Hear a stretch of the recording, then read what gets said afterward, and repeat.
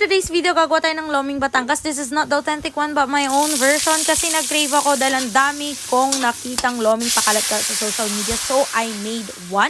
Simulan na natin. Nag-boil ako ng thick noodles. Of course, after draining. Sa malinis sa kawali, naggisa ako ng bawang sibuyas. Sinahugan ko ng maliliit na daing na hipon kasi malasa yon. And then, ginamitan ko ng chicken stock, yung pinagpakuluan ko ng manok. And then, nasa sa inyo yun kung gagamitan nyo ng beef stock or simple water. Tinimplahan ko na rin siya ng oyster sauce at iba pang mga pampalasa. Nilagyan ko ng cornstarch and water mixture to thicken the sauce. Nilagyan ko ng egg. And then, nilagay ko yung gulay. After na, nag-fry ako ng tofu for garnishing and then plating. Nilagay ko na yung noodles, yung chicken, yung tofu, boiled egg, and dinikdik na chicharon with onion chives, and voila!